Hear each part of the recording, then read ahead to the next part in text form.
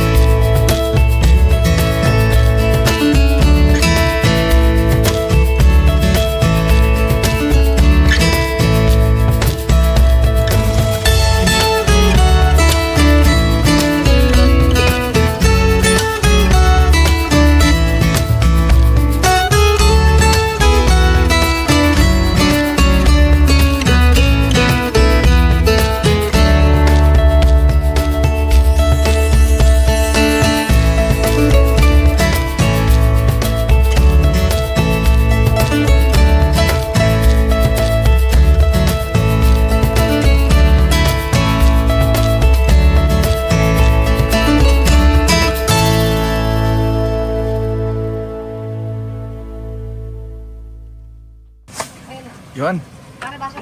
Dito kami sa Lake Kaliraya. Yeah.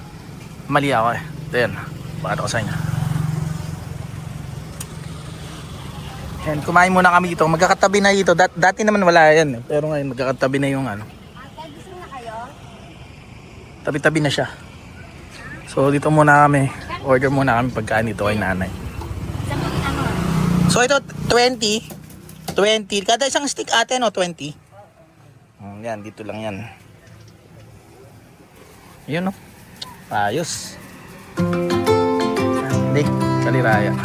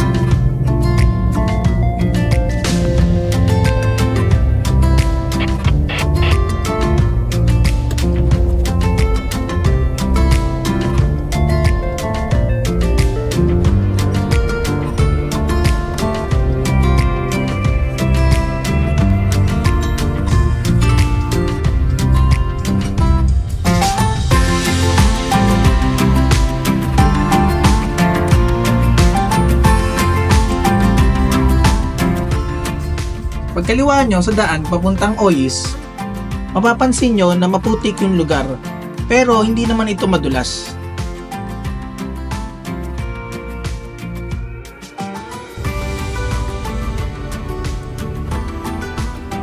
Pero kung maisipan nyo rin na bumaba kagaya namin sa tabi ng lawa, mabuting 4x4 na sasakyan o kaya kahit man kayo ay sedan, at least may kasama kayo na pwedeng humila sa inyo.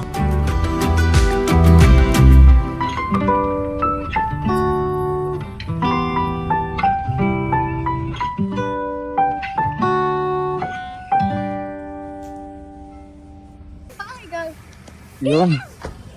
Ay, pabari yung kapul. Oh, ganda. Yes. Yeah. So, solong-solo namin yung lugar. Diba? Ganito yung mga gusto kong puntahan eh. Yung parang beer lang talaga siya, wala gaanong, di ba? Ganto yun, gantong ganto. Diba? Very good. Ito sa ano yan, yung mismong parang office nila. Pero pwede pa yun sa mga taas na yan. So yan.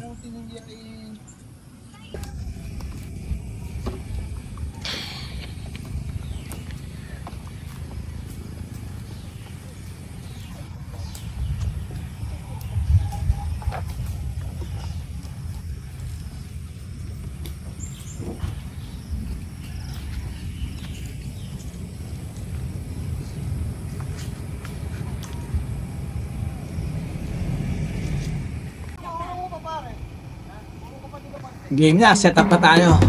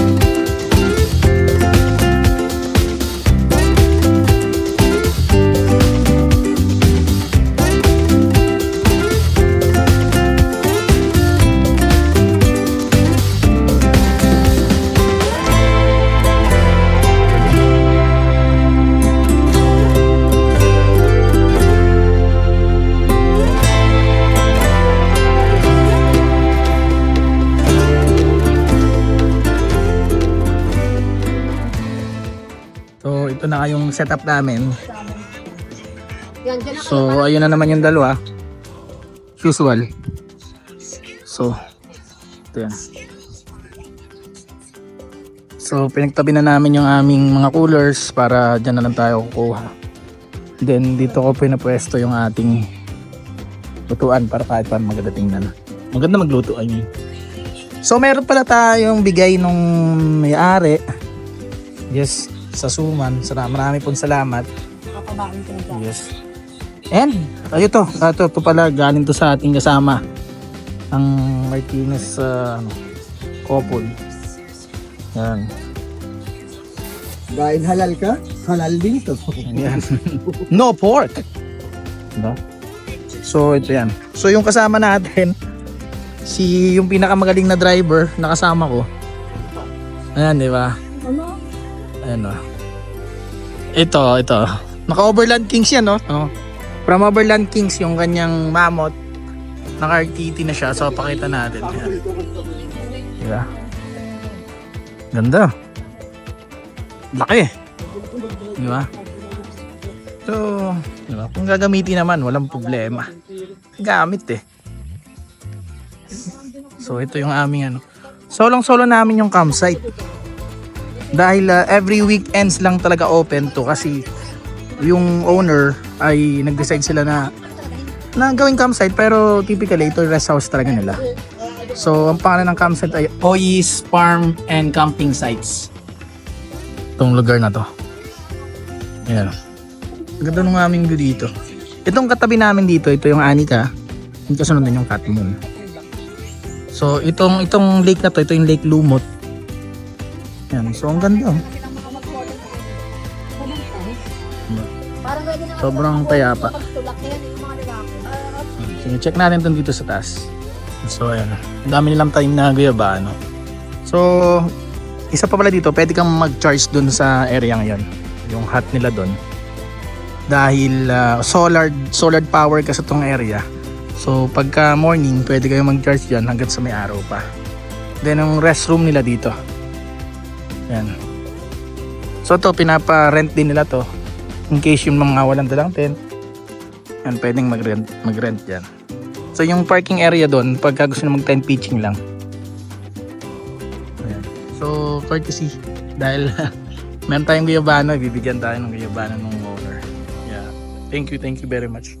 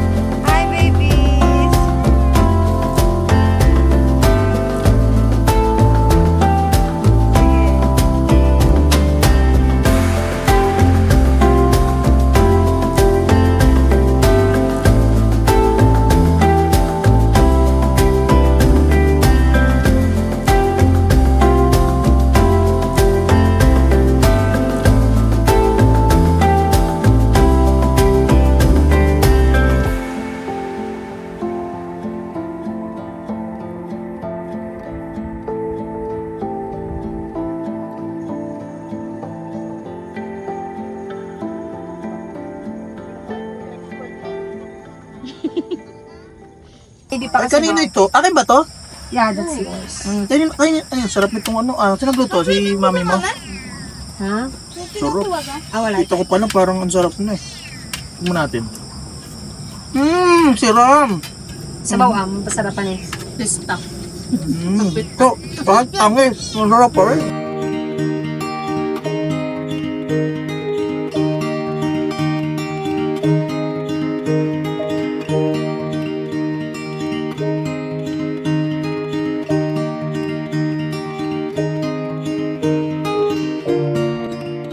At dito, nakasama namin yung may-ari at nakausap.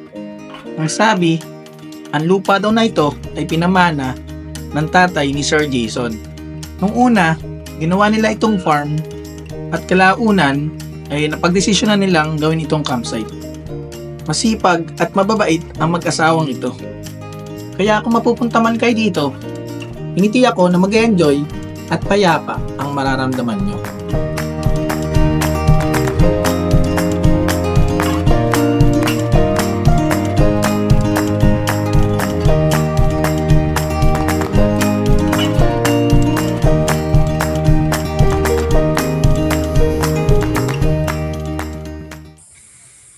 Yan, good morning. Umaga na naman. Magandang gising. Kahit na malakas ang ulan. Lakas na ulan kagabi. Pero okay naman tayo kahit pa. Sa aftermath ng malakas na ulan.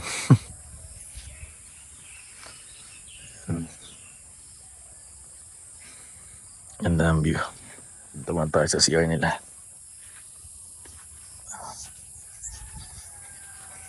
Yung tradition ko na to na pag kasi ng umaga diretso CR. At the same time, para mapakita ko rin sa inyo kung ano yung asa yung CR nila or ano, kung maganda ba yung CR nila or malinis.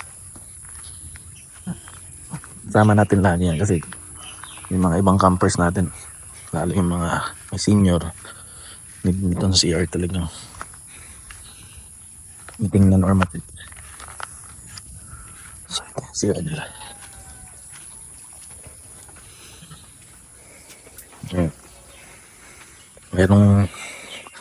May basura na rin sa loob.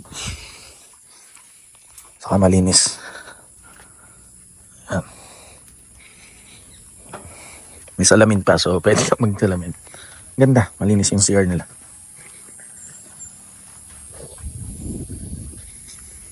Ayan, so pwede ka rin mag-tent pitching dito. Ayan, car camping. Medyo slant lang ng konti yung kanyang ano. So may sink din sila dito. Ano.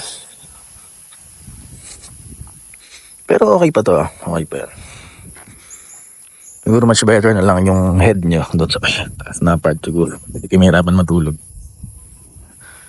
Pero nung nakausap ko yung owner, malaki na lang kayo ng platform.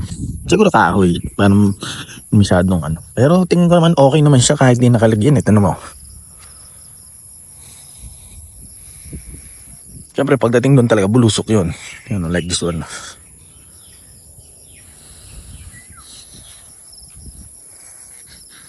Lamig dito. Pag gantong ano yung umulan or lalo ngayong season, ganda, malamig.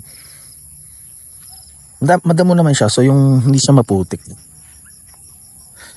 Hindi rin nag-i-stay yung, siyempre naka-slope tayo, kaya hindi nag-i-stay yung water diretso yun sa may lake. May tank din sila, so maganda yung supply ng ating tubig dito. And itong property to ay solar generated power, kaya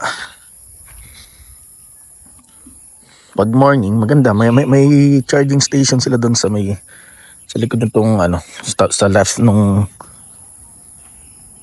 ano restroom. Ganda.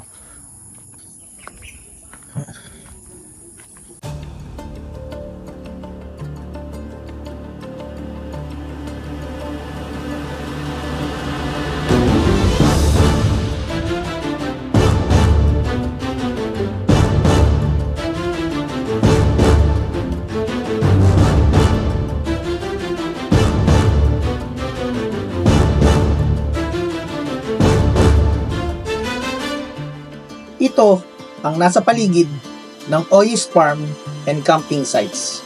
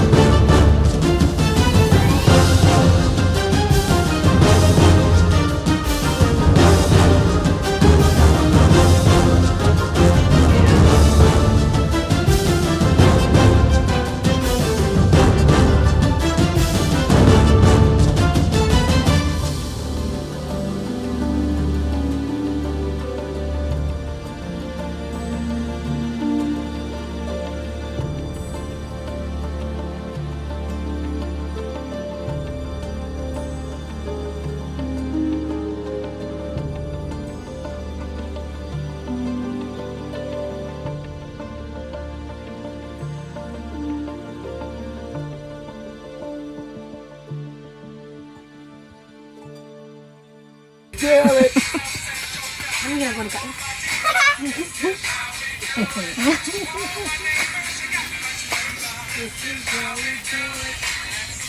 Pati yung mga matatanda.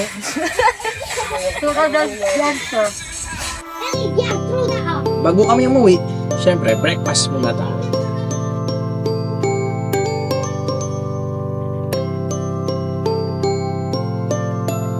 Para masulit ang buhay, yakapin ang pagiging simple. Bigyan ng sarili ng kagandahan ng kalikasan. Pagtuunan pansin ang mga karanasan kasama ang mga mahal sa buhay. Magtamasa sa mga simpleng kasiyahan tulad ng masarap na pagkain at kapayapaan ng lugar. Ito po ang Biyaherong Kritiko sa uulitin.